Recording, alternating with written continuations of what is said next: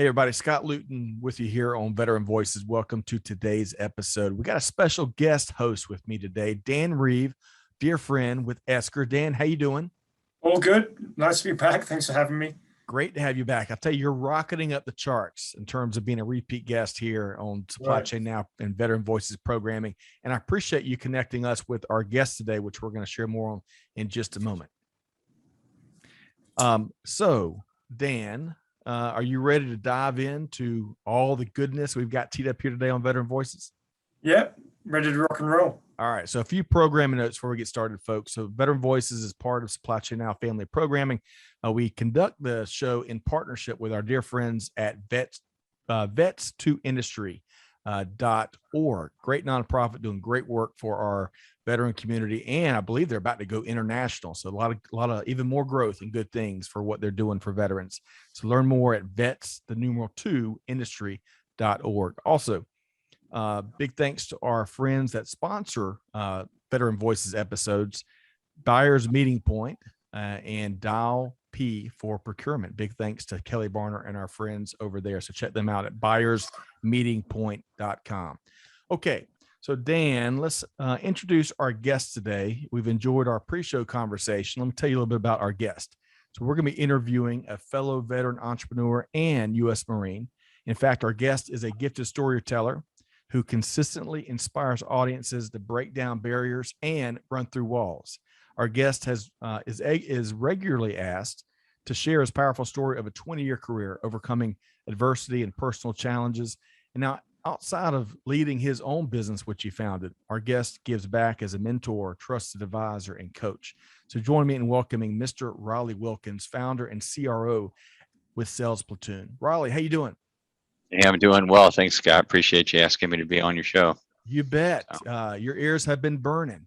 Beyond Dan singing your praises, we've done our homework around here, and I think a lot of folks are big members of the Raleigh Wilkins fan club. So great to have you here. Oh, thanks, man. I appreciate that. Yeah, it's glad to be here. All right. So, Dan, we want to start with kind of just getting to know Raleigh a little more, right? We want to find out one of my favorite questions to ask because I think it connects people, especially as humans. And Raleigh, that is, where did you grow up? Yeah, well, I grew up all throughout Virginia, rural part. So small towns. We didn't have any. I think we had 2 traffic lights in the one I grew up in, and then we graduated to a bowling alley in Franklin, Virginia. So it was small town America at its best, for sure. Yeah, I'll tell you. Now, Franklin, Virginia, if I'm directionally, is that south, north? Where's that? It's in the southeast corner of Virginia, so it's right on the North Carolina border, stone's throw from North Carolina, and then about an hour west of Virginia Beach. Okay. Now I got to ask you. Dan and I love talking about food on plenty of our shows, and if you're near the border of North Carolina, then barbecue immediately comes to my mind. Oh, sure. But Yeah. what was a big part of your childhood from a food standpoint? Oh yeah, I mean barbecue for sure, venison, which most people in cities never eaten, but we had in venison barbecue. But peanuts is big down there, huge. There's a war among peanuts manufacturers down there, and so I personally align with Hub's Peanuts. They're a small local roastery. I actually sent Dan some after we met. Yeah, really good. So, but anyway, so peanuts. I always think every time I come home, I load up the car. So, all right. So Dan, I got to ask, I put you on the spot. Are we talking boiled peanuts, roasted peanuts? What did you eat? Well, he's actually sent me a couple of these tins, and it's funny when he first sent me peanuts. I'm thinking, peanuts? Why is it? So now I realize it's kind of a cultural, traditional gift. And one of my close friend who I'm rock climbing with tomorrow is from Virginia too. So I'm actually going to take one of the tins of peanuts because we've talked. I got talking to him and said, "So what's the deal with Virginia and peanuts?" And he, "Oh yeah, that was a big thing. When you were a kid, you'd treat to go to the peanut store." And maybe you got to do that, he says he grew up poor, and he says, but that was a treat every once or a couple of weeks. Maybe your family would be able to afford. You'd go to the peanut store and have just visiting. It was a real traditional thing. So I'm gonna treat him to some of your peanuts tomorrow. Okay. You get hungry, so I love it. I love it. All right. So, and we should probably, for our audience that maybe didn't catch your earlier episodes with us, Dan, you're also a veteran, served in the Royal British Army as well as the Wisconsin National Guard, right? Yeah, so so I served in the British Army. Effectively, the unit or the corps that I was in was the Royal Engineers. So helping the army move, fight, survive, and also lots of time serving with the Americans. So borrowing stuff, begging, stealing. Well, always some bartering and trading going on. Any peanuts involved in those negotiations? I don't remember peanuts. So I remember being on Ali Al Salem Air Base in Kuwait, and I think it was a U.S. Marine was saying, "Well, do you want to trade? I can trade these munitions, but I'd like your webbing." And I'm thinking, it's an interesting offer, but I need back. And my regimental sergeant major might have questions about where's my webbing gone. I need that 6 months, for example. So very generous of you, but I'm going to have to decline. So yeah, I really enjoyed that. The opportunity to see how the different units meshed. I did get sick in Iraq, and a U.S. field, some beautiful ladies at U.S. Field Hospital took care of me. It was, really, really, really good people. Those ladies did a great job. I was not very well, so I really got to see great hospitality from the American forces. In the end, I got loaned to the American forces. 18 months, which was brilliant. Walking around in Wisconsin with a British uniform, and nobody knew who I was or what rank I was. It was awesome. But I learned something in that exercise, which is sometimes, you always assume our process, my unit is better than everybody else, and when you do get loaned out to a different unit or a different army, even, well, you learn different things, and you learn to appreciate actually the Wisconsin National Guard, the Army National Guard. They've got some really good drills and skills. They've really learned some things in Iraq, and so that was a really good exercise to learn that, hey, you've got to be open to sort of learning best practices wherever they may come from. I'm with you, and I appreciate that. You dropped a lot of truths there. I most appreciate the fact you got us connected here with Raleigh, and we're gonna be able to dive in his story. So back to Franklin, Virginia. So we've established the peanuts and the value of those peanuts. And I can relate. I grew up in South Carolina, boiled peanuts, roasted peanuts. It was definitely a part of that upbringing. Now, one other thing before we throw it over to Dan and we talk more about your time as a in active duty with the U.S. Marine Corps. What else was a big part of growing up all around Virginia? Yeah, it's a funny thing. Virginia is such a diverse state. It's almost like a country. You get from the beach to the mountains, and so you kind of can play in both sides. And I don't know if it was growing up in Nags Head and going down to North Carolina and running through those sand dunes. And I had an uncle who was a Marine, and I think that formulated some early thoughts in my head. But my other uncle owned a bunch of Dairy Queens. And Dairy Queen's big in the South. That's like a date night, And so I had a card that allowed. I still have one. Thanks, Uncle Mitch. Where I can eat for free at any of his Dairy Queens, and he's been successful. So a lot of them. So I was a heavy kid. I sat down. I added up the calories. I think I was eating close to 8,000 calories a day sometimes from my mom's cooking and his Dairy Queen. So. But it was just so good. It was just so good. You're so right. Good. That is date night in the South. And one last point, you made it clear pre-show, you're a big Chicago Bears fan, and I think there's a lot of Americans, maybe a lot of global sports followers that also are maybe. I'm a bandwagon Bears fans from time to time, so we're all rooting for the Bears to get back. And it looks like they've got a new quarterback regime, so we'll see what happens in the upcoming season. So, but big. How long you been following the Bears? Yeah, since '86. I mean, two things happened, and we got cable TV in Franklin, Virginia, and that enabled us to get WGN and WTBS. It was either the Braves or the Cubs, and it was either the Bears and Atlanta at the time didn't really have a team. So that's right. Yes. Hey, the Falcons are still trying to come back from that fourth quarter meltdown that broke a lot of our hearts here. But nevertheless, okay. Yeah. So now that we've covered where you're from, we've covered food, and now we've covered football. Dan, why don't we dive into his background with the Marines, huh? Yeah. So, Raleigh, one of the things that I came to learn was that the Marines, the U.S. Marines Air Wing, is actually larger than all the aircraft in the combined forces in the UK. So clearly a big organization. For those who don't know, actually, what's interesting right now is the newest carrier that's just been deployed, HMS Queen Elizabeth II, is full of F-35s. Half the squadron is Marine Corps, half the squadron is Royal Air Force and Royal Navy. So I imagine the US Marines love the fact that they can have a couple of beers every night because or a rum. They're probably not used to doing that when they're on the Eisenhower or the Nimitz, but on our carriers, they can have a few sherbets. So, but back to your story, I don't know if you were on a carrier or I believe you traveled around. What was your MOS? What was your role or roles? Where did you serve? Yeah, so I was all over, but my main deployment was out to Japan. So I spent 2 years out there, lived out there, was with the 1st Marine Air Wing out there in WHS-1. It was a helicopter squadron. Our commander was a Harrier pilot, and then came back stateside. And so I was a 4341 combat journalist when I came back. So Private Joker from Full Metal Jacket, that was my MOS, if you've seen that whole movie. Right. But yeah, and so I came back to the stateside. They put me in Richmond, back in Virginia, at I&I duty. So instructor staff with battery 314 artillery battery. And so that was an interesting experience to go from the wing in Japan to the artillery battery. So now, how far when you went back to Richmond? How far were you from your folks? I wasn't too far. I was close enough that I was far enough away they didn't expect me home for dinner, but close enough I can go there on the weekend. So Perfect. It was, yeah, it was good. And just like Dan said, one of the things that was great about being stationed in one of those independent duty stations is nobody knows. It's terrible to be a Marine on active duty at the base. I mean, you go off base and it's just, you got all the negativity of what people's unconscious bias against the military is.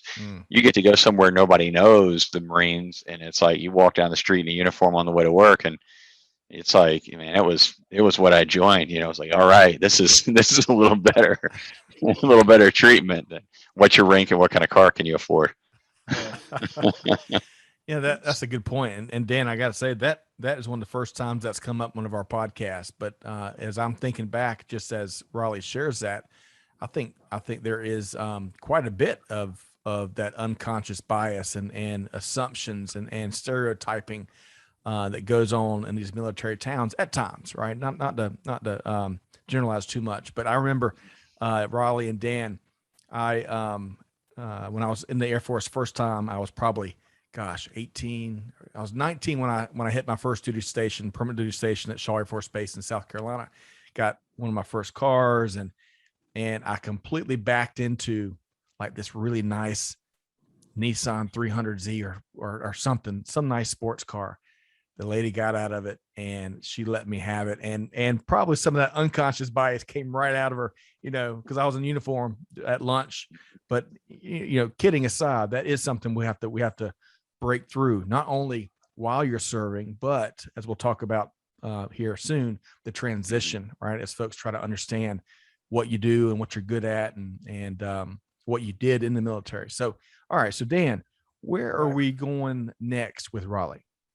Well, I think the thing we're going to talk about is folks that made an impression. When I think you asked me this question, Scott, and you said, were there a couple of people that really helped shape you, or were there people that really stood out from your time in the military? And I talked about one of my staff sergeants who acted a little bit like a father figure, and made sure my behavior, attitude, and technique were always improving, and especially my attitude was where it needed to be.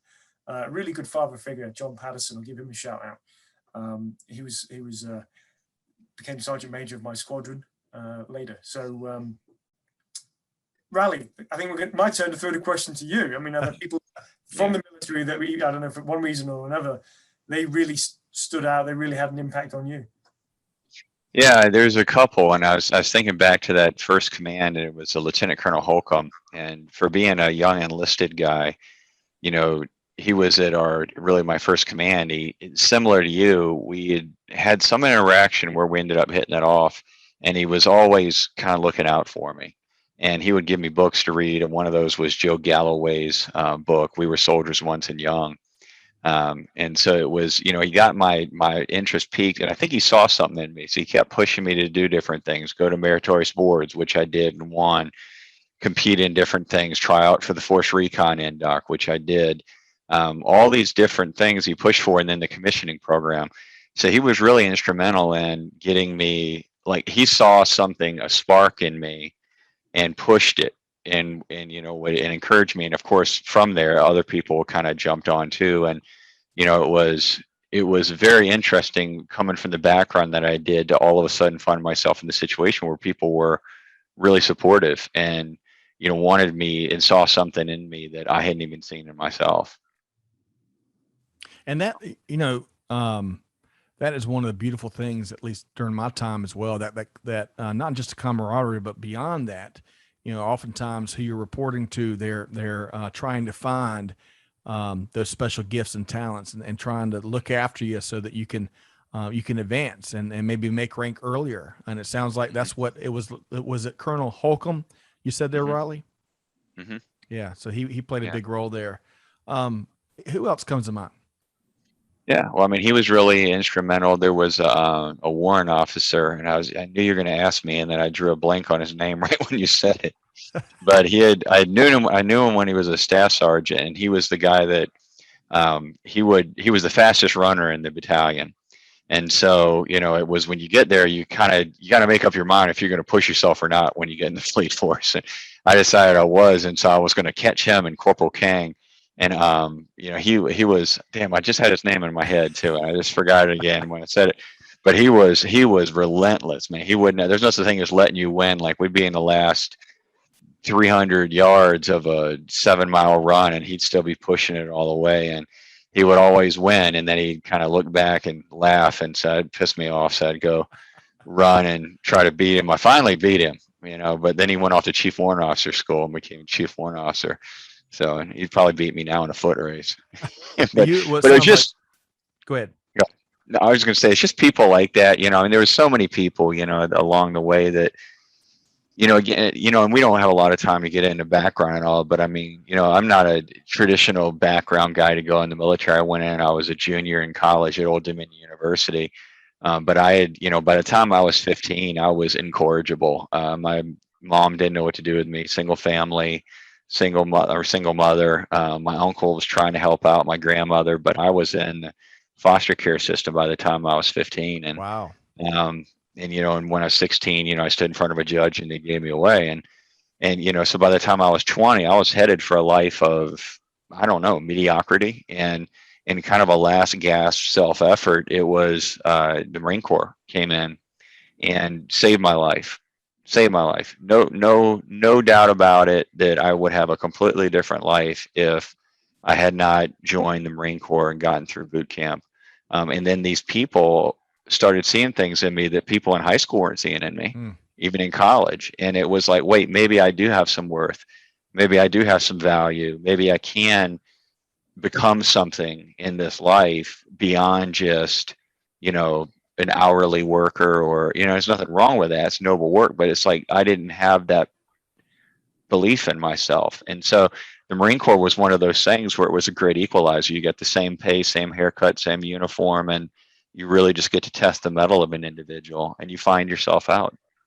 I agree with that. I mean, I had an experience where when I went to university, at the same time I began, I joined effectively it was called the Territorial Army, which is the reserves, the British Army Reserves.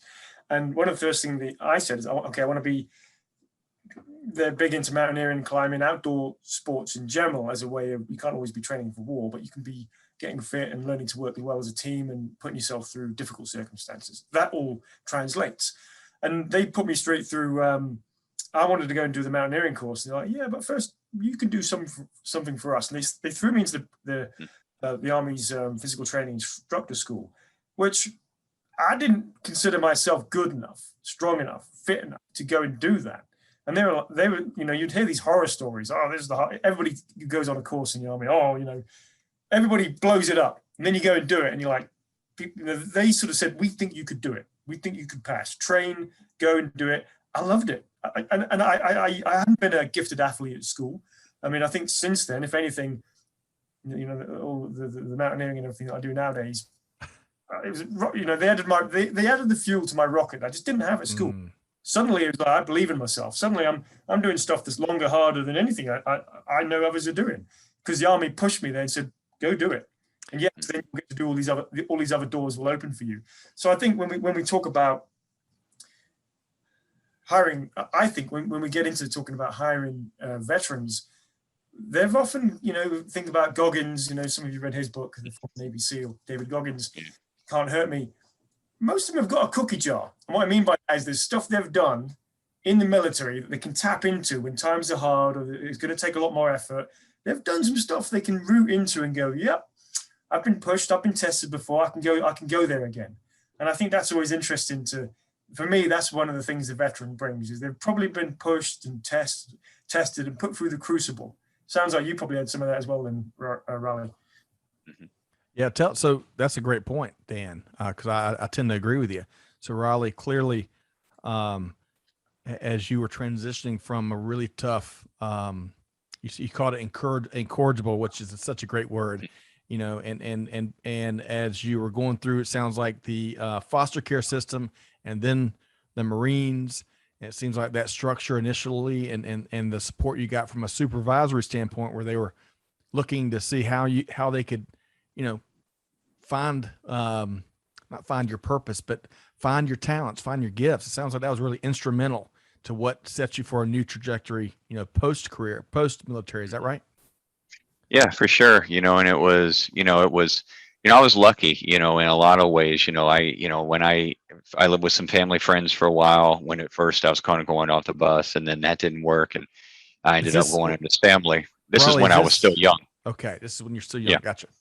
But then there was a Marine as well who was a major. His name was Michael Johnson, and his family took me in for the last year when I was 16 to 17, and then I just kind of took off, went into my own thing, got my own job, and worked a little restaurant. But they really took me in, and he was, again, one of those people. He was a no nonsense. He was a Vietnam veteran. He was a major in the Marine Corps. He was a Mustang officer, and he didn't really mince words with me or put up with much. But the thing that was different about the Marine Corps was, instead of just getting beat up, which I felt like I was pretty good at, taking a licking and keep on ticking, like the old Timex watch, it was this sense that there's room for one more if you mean business. If you're willing to give it your all, we will meet you more than halfway to make sure you get to where you want to go. It's only when you give up that you're done. And I never gave up my life. There was no point of giving up, even at the worst, darkest point. And the Marine Corps really has a way of shaping that. I don't know if everybody has the same experience Dan and I did going through the military, but it truly was transformational. I mean, boot camp did more for me than any therapy or priest or well-meaning family member, because it really was the great equalizer. There's the distance. It's 3 miles. We're all running there. Who gets there first? Right. And it's like, or whatever it is that you're doing. Hey, we're in recon doc day, and we're not stopping till we lose half of the people that tried out. That's not a distance. It is a great equalizer. It's a will. It's right. A pure will thing. Well, and it's also a great level setter, right? Once they tear you down and build you back up, and the military standards, and you've got some brothers and sisters you can lean on, and then you get to your first duty station and learn then you learn the kind of the professional side, meaning the the skills side of the military. And then it sounds like you had some great support there. So I'd love to dive. I bet you got let's face it, all Marines have better stories than what we have sometimes in the Air Force where I served. But when did you get out? What year? Kind of give us a backdrop, because I want to talk about your transition next. What year did you get out? Yeah, it was interesting. So I came off active duty in August of 2001. And then aligned myself with a reserve battalion, 4th LAV battalion out of Northern Virginia. And we all know what happened not even a month later. It was September 11th happened. And I fully expected to get activated, called back up. I'd done my 6+ years, but I was ready to go. And it was, for whatever reason, that battalion was not on the immobilization plan, and we didn't go anywhere. And so I ended up having a very I don't know what you would call it, non-combative career in the Marine Corps. But when you train for something for 6 years and you're ready to go, it was like, I remember calling the base up at Quantico and saying, "Hey, it's Sergeant Wilkins. You guys ready for me?" And they're like, "We're good. We'll call you if we need you." And it was like, no, put me in, coach. I'm ready to play, And it was this weird dynamic where, and I would tell you that in a different way, and I've got a chance to work with probably close to 1,000 veterans now over the last couple of years. And that transition out is hard in ways that we cannot imagine.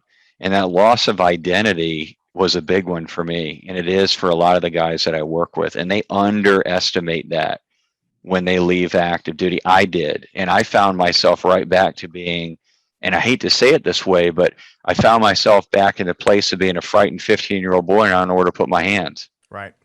Yeah. You just took my uniform, you took my rank, you took my sense of purpose, you took my dignity. And here I am back in the world, and all of a sudden they don't care. They don't know anything about what I did, and they don't know how to translate it. And what do you do with a former admin / combat journalist who was deployed with artillery so he can blow shit up and write a story about it? There's not a whole lot of big career civilian path for that. Right. Now, I think I can definitely relate to that from my own journey. I think a lot of folks that we've interviewed and just network and talk with that also have had struggles for different reasons in their transition could relate to that. Dan, from your perspective, what did you hear there, and how does it resonate with you? Well, I think the interesting thing is it is going to be a impact. It is going to be a change. I think I'm jumping questions that we had planned, but I'll go there anyway. When one of Raleigh's sales platoon members called me, he got in touch and he said, "Have you got any advice for when I transition?" And I said, "Well, in many ways I was lucky. I can say that now. At the time, I'd always wanted to go and be a career officer in the Royal Engineers, and they said, "We'll be honored if you become one of our officers." And I was like, "Wow, this is a 400-year-old, 500-year-old organization saying, come on in." And I mucked up that assessment. So basically, I ended up staying as a non-commissioned officer, and continued my career. I've been with my software company, ESCA, 23 years. So my transition happened every weekend or every couple of weeks when I was away with the Army back to civilian. I got used to doing it a lot. And even if just transitioning from weekends or 2-week periods, which I did all the time, even there, I've sort of come back and be like, I've got to change my head. They don't understand what I've just been through. They don't understand what I've just achieved and how much time and effort and just how difficult that really was. And conversely, the folks in the military, they don't understand the complexity and some of the size of these projects and deals and global technology projects I'm working on. So sometimes there is overlap. I think what Raleigh said is, you do build up a lot of identity, a lot of self-worth, a lot of the belief in yourself is through what you do in the military, and you get to wear that on your uniform, your rank, and people knowing, well, where you served, what course you've been, or what you've achieved, and suddenly you're naked, and I think, I guess the big question is, how do you prepare for that? Right. Skills that you can take to the civilian world. Yep. Do you build your resume and look at, well, what have I done? And this is where I would give a plug out to David Goggins and say, anybody who hasn't read the book and gone through the exercise, he actually makes you sort of go through that and say, what were the things, the obstacles I've overcome in my life? Yep. The things I've done that I've really achieved. I think that might force veterans to really think about that stuff, and they'll be better prepared for the interview in Civilian Street. So that's a perfect segue. So beyond reading David Goggins' book, which I'm going to have to add to my list. You'll be doing workouts at 4 a.m. Yeah, you will. That guy's a beast. So Raleigh, what else, before we start talking about sales platoon here, if you had a room full of folks that were getting ready to transition or already have started to transition, what's some advice you'd give them? And I get to have this, it's a loaded question away because one of the few people probably that gets to have a couple hundred conversations every quarter with veterans. I had over 100 conversations in the last several weeks. It was packed, 12, 14 conversations in a row. Wow. With veterans that are coming off active duty. And all ranks, E3 to 06. So from Lance Corporal to full bird colonel. And essentially the first thing that I have to do is I try to think about what they're hearing in the market. And then I try to give them some ground truth, right? Military term. What's the straight scoop on what you need to know? And I try to push a lot of myths and misconceptions out of the way. And the biggest misconception, so the biggest thing people think is they go, oh, military leadership. And they come out and they tell them all to put military leadership on their resume. And I can tell you now, this is a guy who spent 20 years in the civilian world. I'm not impressed with your military leadership. You ran an organization with people that couldn't quit, that were subject to the UCMJ, that had Article 686 and Article 92. They lose their rank if they mouth off to superior officer. If they don't show up, you can come get them with the MPs, drag them out of bed and take them to work in the morning. I'm not impressed any more than you would be impressed by an SVP of operations for Amazon and all they had done and put them in charge of 1st Marine Expeditionary Force supply lines. There's a disconnect there, and no one talks about it. They want to pretend like, oh, it's a direct transition. Well, it's not a direct transition, because when you come off active duty, there's no rank structure. There's no uniform. There's no Dan's a director, so Dan is the same thing as an 05. Well, no, that's not the way the civilian world works. Sometimes he's like a E1, sometimes he's like a 09. And learning that is a hard lesson the longer they've been in. And the reason is there's only 3 things that separate our military from the civilian world. I try my best, from the cook in the Marine Corps to the Navy SEAL. What do we all have in common? And the only things I can come up with are boot camp, uniform, and the UCMJ. and boot camp, we all went to boot camp. Everybody had to go through transformational. And why that's important to think about is when you went to boot camp, it was 6 to 14 weeks of learning mission, then team, then self. And you learn to set aside the mantle of self-worth that every Susie sorority and Frankie fraternity has spent 4 years building. Right. And so you're coming at every problem set from a completely different point of view. And the longer you're in, the harder it is. Then the rank structure, obviously uniform, you know where you stand in a very complex organizational unit. And then finally, the UCMJ is, I tell people, it's like being a U.S. citizen, except you voluntarily give away half your rights and all your freedom. Right. So and it you feels, can't be what you want. It can feel like a lot more than half at certain points. Well, if that makes sense. So yes, I know we're just scraping the surface. There's so much more given what you do in terms of transition advice. We'll have to have you back on. But Dan, I want to start talking about sales platoon, because that's where Dan, you put Raleigh on my radar at least. And as we talked pre-show, I wish I had Raleigh Wilkins back when I separated out of the Air Force in 2002. So Dan, why don't we start talking about sales platoon? What do you think? Well, I think we should go the Simon Sinek route. Okay, yeah. I nearly used the American term route. I'm going to use the British term route. So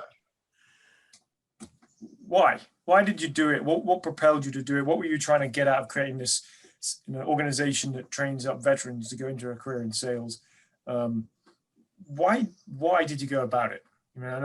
Perhaps this was an evolution, perhaps something you've been thinking about for a while. Tell us your why. Why did you do it? What was your why? Why now? Why are you doing it?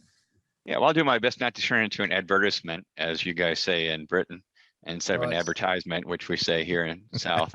But commercial, commercial, advertisement, whatever.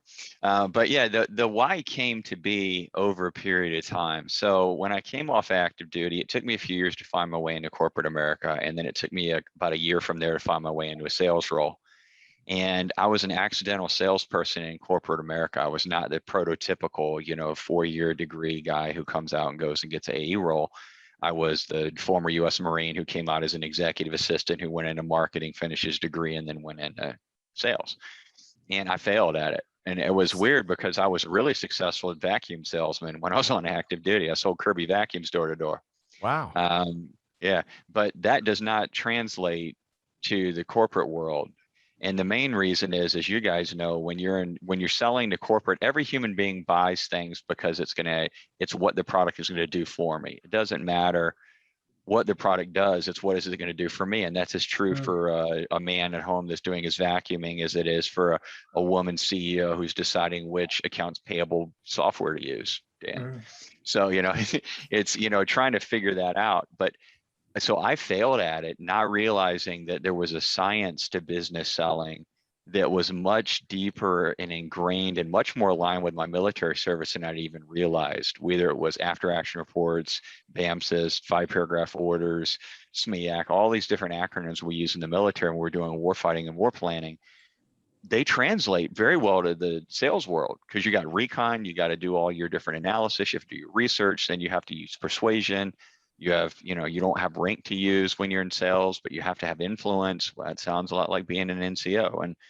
And so there's a lot there that I didn't know. I had to fail. I had to get really, really bad at it. And I was like number 495 out of 500 of the B2B salespeople at T-Mobile in Bethesda, Maryland, and ready to get fired. Probably the only reason I get fired is the other 4 worst people in the company were on my team. And so I looked better than them, but it wasn't saying much. And so, but I think because I wasn't the best natural B2B salesperson, it gave me a respect for process and the science of it, and the numbers of it, that there is a pathway to learn.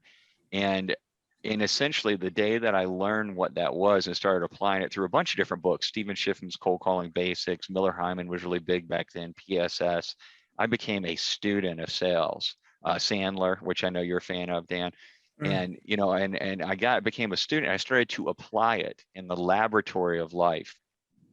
And it's very similar to like the laboratory of learning to fight. If you've never fought before, it's like, it doesn't make sense. A lot of the things you do are counterintuitive. Leaning in when you want to retreat, attacking through an ambush. They're all counterintuitive things you learn. Sales is a lot like that. And in doing those things, I went from number 495 to the top 5 within a year, from making $40,000 a year to well over $200,000 a year. And I knew that I would never go hungry again. And I knew that I'd found a pathway that was the great equalizer, because it was the world's last meritocracy. They didn't care that I didn't go to a good school. They don't care that I was older than everybody else on the team. They didn't care. It was, what can you do today? What did you do the last 30 days for our organization? And I realized then that sales as a profession was very misunderstood. And that the second piece was that there was a group of people that were salespeople within it that were just as astute group of professionals as being an engineer and architect. And I said, if I'm going to do this, because at the time I want to go back to school and be a maritime lawyer. And I said, if I want to commit to this instead of going back to law school, I want to professionalize sales the same way that those other industries like architecture have been professionalized. And it was a pure calling in me. In the next 20 years, I spent working my way in building teams. And Sales Platoon was a natural evolution of that, because my favorite part of, and I know I'm talking a lot, but my favorite, one of my favorite stories, I got called into this company. So I was a manager and a director and a senior director, and I got brought in to turn around this company. And there was 3 guys that I was told we needed to go. And I'm not going to mention the company or the guys' names, because it would be fair to them, because they're still very active. But I went into the company, I was doing this, and I said, I always had the belief whenever I took over command, or, new corporal, new sergeant, whatever in a place, and I inherited people, I'd say, look, here's a straight dope. Here's what I heard about you. I don't know you. You don't know me. So you got a blank slate with me. We got 30 days to figure this out. And so I got to sit down with those guys. And it was when I started making that transition from, I want to make as much money as I can and get as high as I can in the organization, to how many people can I develop? And I put those 3 people on a plan. I gave them the option. I said, it's Thursday afternoon. Don't tell me today. Come back on Monday. And it's up to you. If you want to, I'm going to get really involved in your life for the next 90 days. Or you can come back on Monday and tell me you don't want me to get involved, and that's fine. I won't fire you. You're doing me a service by letting me know you're retired on active duty. I will continue to pay you out for the next 90 days, and you go find your next role. And 2 of the 3 took me up on that offer. And I got really involved in their lives. And 2 of those guys, they both became team leads, later managers, then directors and senior directors. And now they have teams and sales careers of their own. And I realized that because maybe of all those struggles, I had a unique ability to reach a diverse group of people and teach them what I had learned, and then transform their lives. And that was the seeds for what became 10 years before Sales Platoon became Sales Platoon, which is, I would say, hey, go to my recruiting agent and I would say, hey, give me a stack of the resumes you've rejected in the last 30 days, because I knew I was going to find my Marines, Army, Navy, Air Force, Coast Guard in there, because they don't have any sales experience. Why would you bring them into a sales role? But if they even applied, they've got a thought process that I want to meet with. And we started building those onboarding programs. And so over 10 years, I started doing it. So go ahead, Dan. Well, I was going to say, you started to describe there what Sales Platoon is, and maybe for the benefit of the audience, folks may not actually realize exactly what Sales Platoon is. I mean, I hinted earlier and explained it's a conduit for folks to move from the military into sales. But could you put it in words and describe what you're doing now? What is Sales Platoon? Yeah. So Sales Platoon is a transformational program designed for active duty military and especially soon to separate veterans who are leaving active duty. And they're interested in, but don't know how to break into corporate sales. And I am of the belief, which I know you are, Dan, and I believe Scott would be of this belief too. He can contradict us if not, that sales is more of an apprenticeship than it is a study course. You can watch all the YouTube videos and read all the books in the world you want on how to be a great golfer, but until you go to the range and try to hit that ball, you don't know a damn thing about golf. And until you, the first time, go out in there, try to sell and apply the things, it's like the difference between playing a first-person shooter game and being a Navy SEAL deployed in a forward combat theater of war. It's like they're two totally different things. So I designed a program that was 12 weeks to 6 months long, a true apprenticeship where they're with us full time. It's 160 hours of instructionally designed material, but it's teach, enable, do. So by week 4, they're on the phones calling in to people like you and C-levels in Fortune 5,000 companies and able to secure appointments and start to learn how to sell by doing it, by being part of a team and using discover.org and HubSpot and all the other tools of the trade, Zoom Info and Connect and Sell, which we use. But that was the idea, is what's that first 90 days that I really is the crucible you want to put people through when they're new in your organization, because it takes that long for them to get the product line and understand, or can they learn to sell? And can I take that off the plate of a corporation where they don't have to do that? It's not a guesswork whether these people can learn to sell. Right. They already know. Does that make sense? It does. So question for you. So do you work directly on what I'm hearing with organizations that hire Sales Platoon to help improve and probably diversify their sourcing of sales talent? I'm hearing that channel. And then I'm also assuming you work with individuals that come across Sales Platoon and say, hey, I want to get into this highly lucrative career of selling. Can you work with me? So you work in both of those channels, Raleigh, is that right? Yeah, so it's an interesting model, and everybody that has heard it before it became successful told me it wasn't possible to do it that way. I don't charge the veteran and never will. I don't take their GI Bill. We're not a nonprofit, and I don't take money from the government. So they're like, well, how do you make money? And I said, I help companies make money. And they said, well, how do you help companies make money? And I said, how's Susie Sorority and Frankie Fraternity doing statistically when you hire them into your sales organization? How many of them, how good are you at hiring, recruiting, sourcing, grit, determination, resiliency, and past experience when you're taking raw talent? And the answer is it's 50-50 at best. I mean, some companies like Dan's great. He's got an amazing program and he's a little better than the average bear, a lot better than the average bear, but they'll train and they bring them on. Most companies, they really struggle with think about the burden you put on the average recruiter. What you're saying, if you're a sales leader and you go to recruiters, you're saying, I want you to go and find me the next PGA Tour star, but you can only hire people onto the PGA who have never played golf before. And based on the way they wrestle and play football, you got to determine right now, are they going to be good on the PGA? Because as soon as you hire them, we're going to put them on the course. And that's what sales is like. Right. The day you start playing golf, you're on the PGA Tour and you're getting evaluated, metric, rated, and people can't deal with that. Right. You better be hitting those drives. You better be rolling those big money putts in.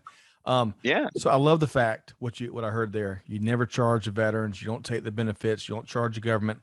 You focus. You monetize the business based on the results that you're producing with the companies that you're working with. I love that. And my understanding is that's how you and Dan met. So Dan, tee that up and let's what have been your experiences with Raleigh? Well, I think the way we met is, I think it was Devon. picked up two of Raleigh's troops, airmen, two former airmen, and one of them hit me up, just contacted me on LinkedIn, and then he called me, and he was asking for some advice. You know, that's a very interesting approach. It's not, I'm trying to sell you something. He was just trying to ask for some advice. And I thought about it. I thought, well, okay, fair enough. I could probably cut a few minutes to give him a little bit of advice. And he went back to, well, what was your transition like? And he said, I'm trying to get into sales, and can I get some advice off you? I'm like, okay. So we had a chat. Liked the guy. We had a chat, and he followed up, and he said, I'm going to send you this. And you know, this is really what I'm up to, and trying to sort of grow my knowledge and awareness of sales, and open up a position so I can go into sales. Here's why here's why I was done with the military. I'd reached the point where I wanted to leave, wanted to grow and develop further. Yeah, I like this. As Raleigh was just talking there about taking folks, growing them, developing them, giving them the opportunity to achieve dreams they didn't think was possible. That's the cool thing about sales. You know, back in Wisconsin recently, and you know, one of my guys, I'm taking you out to my land, we're gonna go fly fish. Cool, I like to fly fish. First thing he does, he says, I want to thank you. For what? He says, this wouldn't have been possible without you. I says, all I did was, you brought the effort, the graft, the determination, the study, and the application. All I did was open the door. Now and again, tweaked you and adjusted you, you know. So I think what Raleigh's tapped into as a sales leader, yeah, we're busy, but yeah, it's so, I think, depending on, you know, how you're wired, for me, it's so rewarding to see people develop and grow. And then, you know, we keep training them and developing them. And often they bring back ideas and more content, and you get this multiplier effect. And that's what I'm seeing both with certainly the two guys that we brought in from Raleigh's organization, is they came in hungry, humble, and, you know, they raised the bar a little bit. Certainly they raised the bar of effort. It's like, hey, we don't know this space. We've learned some things from Raleigh, but we'll bring our A game every day. So that's how we got connected. One of Raleigh's veterans reached out and had a chat with me. And then it was compelling, and I was like, well, yeah, okay. He's like, would you have a chat with our founder? I'm like, yeah, that sounds interesting. That is that's what a great testimony, and it really speaks to the value of what of the organization and the methodology and the system that you've built, Raleigh. And I love it. And so, veterans, if you're listening, folks in transition, well, I'll tell you what. Instead of me saying it, Raleigh, for veterans and for whoever's listening, from a individual candidate standpoint, who do you look for to reach out, maybe get into your system, your database, what have you? Yeah, ideally, you're going to have at least 90 days left on your service, because we are authorized through DoD Skill Bridge. It's entitlement. If you don't even know you have it, if you served active duty for 180 days minimum, then you have an entitlement where up to your last 180 days, the government will temporarily assign you to a company to learn a trade. And so we are authorized, one of the few companies that does what we do, that's authorized to the DoD to train you and take you. And she can be with us up to 6 months before you leave active duty, where we can really train and get you up to speed. The second thing is, don't get locked into your MOS, your job code. I don't remember everybody calling me aside and saying, Raleigh, what would fulfill you to be a Marine? What would you like to do? They're like, no, here's your test. Here's what you scored. Here's what you're going to do, you know? And then no one along the way was like, you know, does this fulfill you? Do you feel more of it? Nobody cared. You know, it's like, just show up, shut up, and do your job. So there's plenty of wrench turners and aircraft mechanics and infantry and artillery and, you know, guys and girls who you're not even thinking about sales, because you think of sales as the person that knocks on your door at 5 o'clock and wants to put solar panels on your roof or annoys you when you're trying to buy a pair of dress shoes. You're not thinking about, how does a company like Esker get its product out in front of executives? How do you become a game changer and a change agent? And, you know, most times when I talk to us military folks, they think, oh, I got to go into operations or logistics, because that's where you do the planning in the military. That's not where the planning occurs in the civilian world. The real planning and change occurs in the sales and revenue ops world. But we don't know about that in the military. So, you know, read some books, you know, get to know, listen to some people, you know, is steer away from if they're real popular and they got like 3 million followers, they don't know what in the hell they're talking about. Okay. It's just, they're really good at talking, but most of it's not applicable. Find like the guys that are doing stuff like what he did. He found Dan, right? Here's a former British Royal Army guy, and I'm going to call him up and ask him a question about how he got to where he is. Hell, that's how you find your way into stuff. Find somebody that's doing it, not somebody that's Right. talking about it. Love that. Well- That is great advice, even outside of sales. Dan, you were going to add something there? Yeah, there's a good Southerner I know very well. He's a guy who's written a number of books. Jeb Blunt. Anybody? Oh, he's a different. Yeah, he's actually a good guy. Anybody who's, there's a guy who can do it all, and very humble. Got an engine like nobody I know. Wasn't in the military. Could have easily been in the military. But anybody who really wants to sort of get the real, there's a difference between reading the book with theory and reading the book where, hey, this guy, I use the things he does, I say the things he says, and it works. I'd go read some of Jeb Blunt's books. Fanatical Prospecting is good. EQ for Sales, because emotional intelligence and empathy and the ability to really listen, these are key. And I think that could be a barrier. Folks in the civilian world might be thinking, oh, I don't know, can this person come in and both do project management and really apply empathy and EQ and listening skills? I met some people in the military. One of my warrant officers was a paratrooper. Formerly, he was Corps of Royal Engineers, but 9 parachute squadron. So super fit. He could pass the army fitness test running backwards. True story. He did it. He ran backwards for a mile and a half and beat a lot of people and passed. He did it for a joke. But the best man management skills, some of the best man management skills I've ever seen. So sometimes I think we have this perspective that they may not have, the EQ, the empathy, the listening, the emotional skills. These are all key skills for sales. So anybody in the veterans, any veterans thinking about getting out, take a look at some of the Jeb Blunt stuff. EQ for Sales is especially good. EQ for Sales. We'll try to include the link to that as well as some of those other things y'all both have mentioned. So I love the model. I love Sales Platoon.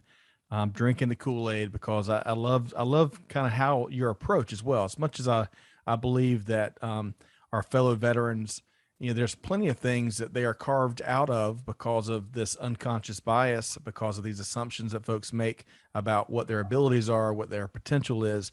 And I love how Sales Platoon, in one aspect of that, is fighting back against that. So excellent work, Raleigh. I really appreciate the fact you spent, as busy as you are, you spent some time with us, you and Dan.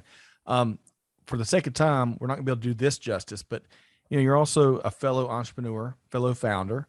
And as we were talking pre-show, there's a plethora, and I think it's a beautiful thing. There's a plethora of military entrepreneurialism, and for that matter, military spouse and significant other entrepreneurialism. Big shout out to our friends at Spousely. If y'all are new to that, it's like a marketplace for military entrepreneurs and like product creators and stuff.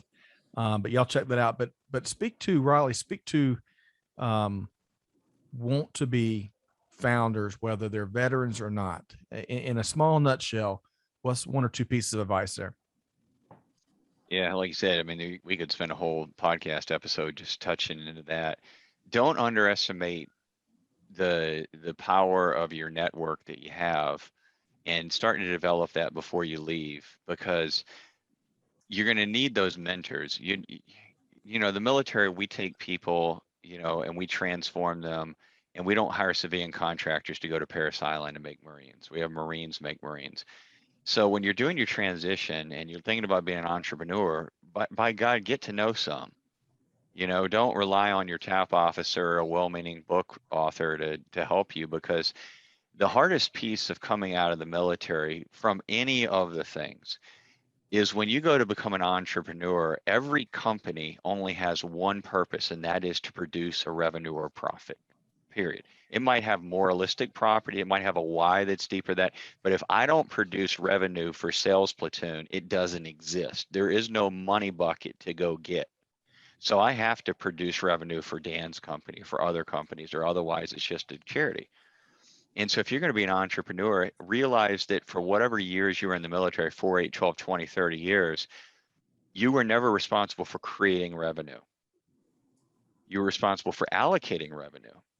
And so when you go become an entrepreneur, you really need to understand how to do sales. And for most people that come out that want to be entrepreneurs and they're in the military, I say their biggest handicap is they don't know how to raise and create capital.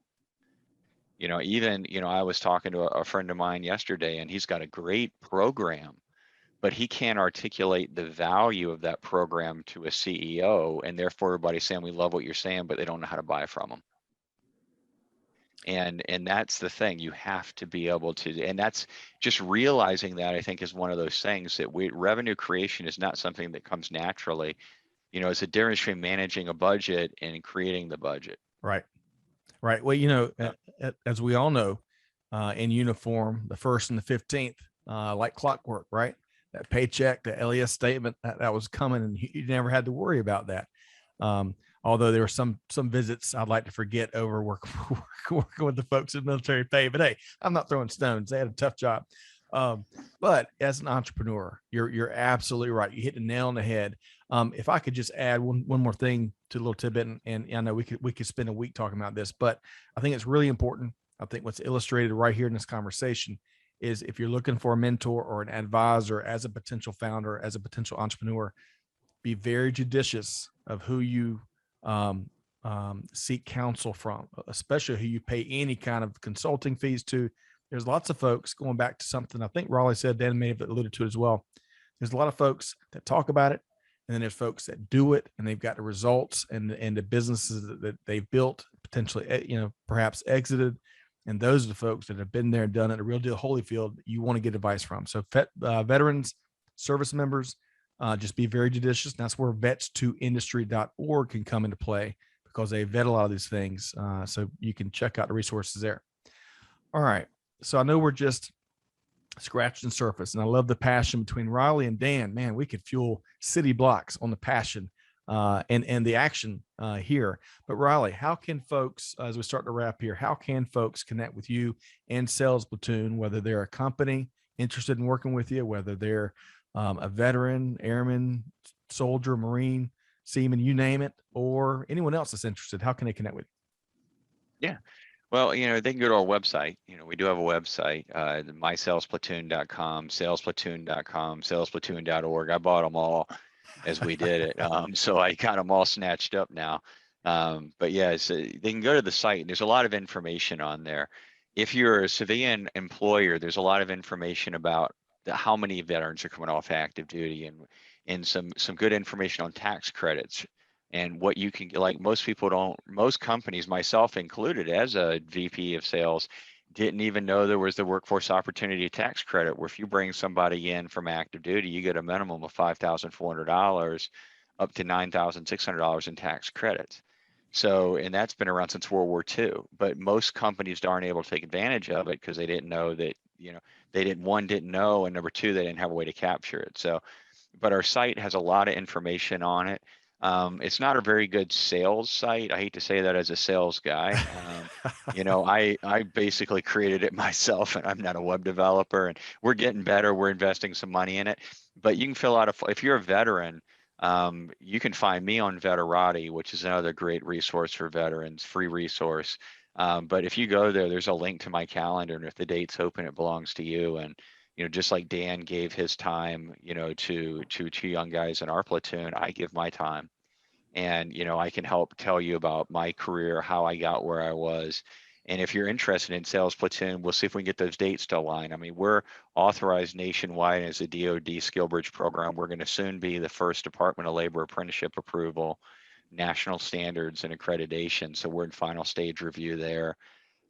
There's a lot that we can do to help you and get you into our program. So there's both sides of that. If you're an employer looking to hire military sales talent, then there's nowhere else to go. So and I hate to sound that, but it's you're a trailblazer. One final question, just to clarify for me, and sometimes I'm a little bit slow on the uptake, as old Greg White likes to say. But is veteran status required to be part of the program? Yeah, so you do have to be military at the moment. We're looking at as we go deeper, certainly have an affinity for our professional athletes coming out. And there's a friend of mine, Nosa Eeg, started a company called Prolific Company that works with that, the NFL and NHL and the, professional sports leagues, because again, the average professional athlete, they're kind of in that same dilemma. They're going to go spend 5, 6, 7 years making 300,000-400,000 a year, league minimum, and then they're going to be on their tail at 30 years old with no skill set, no training, but a hell of a lot of discipline, drive, determination. So we have a sisterhood, brotherhood with them type of companies, but we got a shoemaker stick to thy last. I try to stick with our veterans, and it's not that we couldn't train salespeople. It's just, I mean, Dan had me come out and I spent some time with his team. I can share things from my own experience. I have 20 years sales experience, but we stick with veterans. You do need to be a veteran or a military spouse. We will take a few military spouses as well, in each cohort. So. Love it. We've been talking with Raleigh Wilkins, founder and CRO with Sales Platoon. What a outstanding program. So, hey, veterans, military members, military spouses, or companies looking to get more successful at their sales hires, be sure to check out Sales Platoon and give Raleigh. And Raleigh, I'm assuming you're across social media as well beyond the website, right? Yep. Oh yeah, we're up on Instagram and Twitter, and I'm a little slow adopter to it. I'm a little in that age group but we're up there. We put our graduations up on our Facebook and in Instagram and LinkedIn. You can find us pretty well. So wonderful. And we're going to make it easy. In the show notes of this episode, you're going to be able to be one click away from Raleigh and Sales Platoon. So I really appreciate that. Raleigh, really appreciate your time. Dan, don't go anywhere. I'm about to ask you your favorite takeaway here. But Raleigh, I really appreciate how unique this program is, how it plugs a gap, how it fights through some of the just human assumptions. Like we all make them. That unconscious bias is out there, whether you like it or not, I believe. So I really appreciate what your organization's doing, and congrats for continued exceptional growth. So really appreciate your time here today. Thanks. Appreciate that. All right. So Dan, before we let Raleigh leave, before I close, what is your favorite thing that Raleigh has shared here today about Sales Platoon? I think he's reminded us that one of the things that veterans bring to the table is grit, determination, the ability to bounce back and just get on with it. And, one of a good friend of mine, he's one of the reps in my sales organization, and I enjoy supporting him. We've worked together for 23 years, and he wasn't in the military, but he has the ability to bounce back. He can lose $1 million deal, or if for some reason it gets cancelled or paused or stalled, he can bounce back within a half a day. It's incredible. Now, he may have worked on that thing for 1 or 2 years, but he can apply gratitude. He can bounce back. I think that's what many veterans have to bring to the table. I've been through tougher times. I've worked hard. I'm determined. I'm disciplined. I'll study and I'll apply. And they have grit. And so that all of that, and you wrap all that up, and the ability to bounce back when things don't go exactly as expected. I think that's what many veterans can bring, if those veterans are also willing to say, right, I am a rookie. I would certainly encourage them to be reading books and watching if this is the path they want to go in. But they also have to come in and sort of accept, okay, I'm no longer an 06 or a captain or whatever. I'm starting from the bottom. Right. And the more humble they can be, and the more curious they can be, and the more they can show that drive, but through empathy and humility, they can do really well. And so this is definitely a way where, dare I say it, we've got people in sales making more than 06 and 06s, in sales, and they don't have to wear uniforms. No. That's right. Or shave, baby, some days. Right. Well, hey, That's right. Dan, a pleasure. I appreciate deeds, not words, with Dan. I mean, we've been collaborating now. It feels like a year and a half, maybe, and you live what you preach, and I admire that, Dan, and I love how you find ways of uplifting the veteran community here. So really appreciate. So Dan, let's make sure we close the loop with you. How can folks connect with you, Dan Reeve, and Esker? Yeah, folks can find esker.com. That's ESKER.com, and you'll find me, Dan Reeve, or you'll find me on LinkedIn, Daniel Reeve at esker.com. Wonderful. All right. Big thanks to Raleigh Wilkins with Sales Platoon. Of course, my special co-host here today, Dan Reeve with Esker. Make sure y'all connect with them. Their information will be in the show notes. Hey, to our listeners, hopefully y'all have enjoyed this conversation as much as I have. I've learned a lot of new things. it's always neat to sit down and rub elbows with a trailblazer that's addressing a gap in the market that's existed for quite some time. So make sure you connect with Raleigh. Also connect with, we've mentioned vets2industry.org, tons of resources, oftentimes vetted resources there. Brian Arrington does a great job and the whole team there. Be sure to check out our sponsors for this episode, buyersmeetingpoint.com, Kelly Barner over there, and of course, Dial P for procurement. Big thanks for their support. On behalf of our entire team here at Veteran Voices and Supply Chain Now, Scott Luton signing off for now. But hey, challenging you to do good, give forward, be the change that's needed. On that note, we'll see you next time right here on Veteran Voices. Thanks, everybody.